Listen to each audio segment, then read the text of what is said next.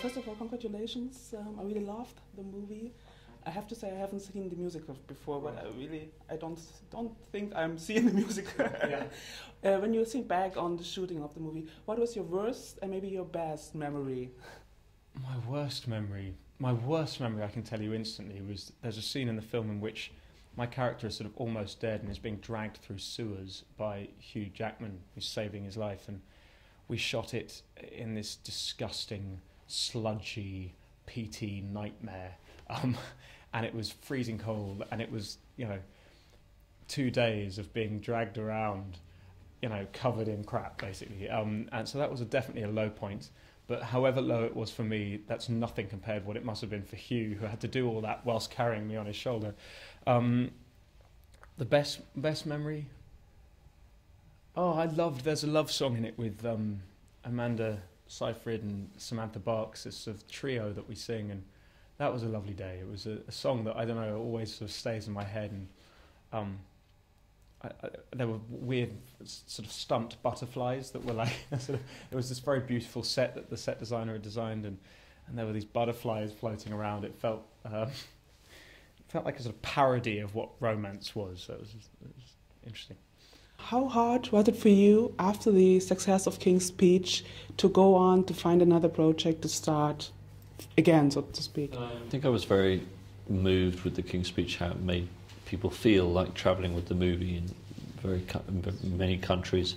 I was very touched by the emotion it provoked, so I was very much looking to a story that would be very emotional for the audience. And Les Misérables, the music, was famous for the emotion it provokes in its audiences, and I was interested whether that combination of the story, acting, singing, music could take people's emotion to an even more heightened, intense place than you can achieve in a dialogue film. And the exciting thing is the way the emotion, now the film has been released in some countries, it's extraordinary, the tears, the emotion it provokes, and that's the great reward of doing this film.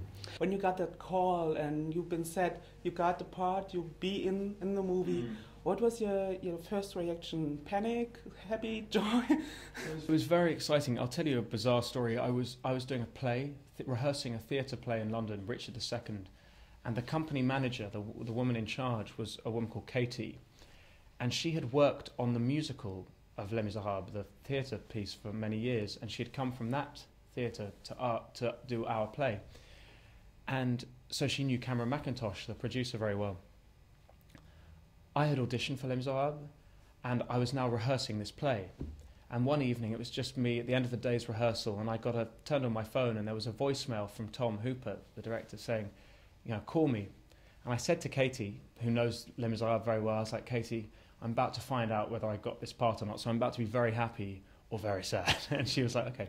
So I called Tom, and Tom was like, Eddie, will you play Marius? And I was like, yeah! I was so excited. And I get off the phone, and Katie goes, I've known that for 3 weeks. And I'm like, what? How did you know that? And she goes, because Cameron Mackintosh had sent her a note going, sorry you're leaving Les Misérables, but you're going to go and work with our films, Marius. But she hadn't been able to tell me because it wasn't contractual, it wasn't sort of known. So I was like, how can you have known and not told me for all this time? So it was a very lovely moment. But what really surprised me in a really positive way was Russell Crowe. I didn't expect him to see him like this. How was that choice made to put him in this play? Well, once I cast Hugh Jackman as Valjean, you then have to cast an actor who the audience will believe might destroy Hugh Jackman's character. And there are not many actors so powerful, that if you cast Wolverine, you're going to think that he's going to get the best. And I suppose Gladiator is one of those actors who could destroy Wolverine. That's really true. And now you're presenting here at the Berlin Film Festival again. I mean, you've been here with King's Speech, now you're here with Les Misérables. What does it feel for you? 2 years ago, my premiere at the Berlin Film Festival, the King's Speech, was such an exciting night and a really special. I think it was the last time that Colin Firth, Geoffrey Rush and I watched the film at a premiere, and so we remember it well. So it's very, very emotional to be back 2 years later.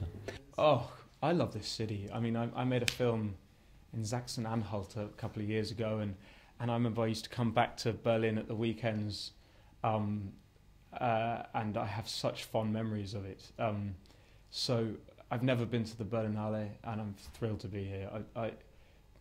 I've worked with German actors and actresses who are good friends, and even though I've never spent a huge amount of time here, I feel a great affiliation with the city. So I'm thrilled that it's being presented here, and also that it's a musical. It's adding a different colour to the festival lineup, and I hope people enjoy it. Yeah.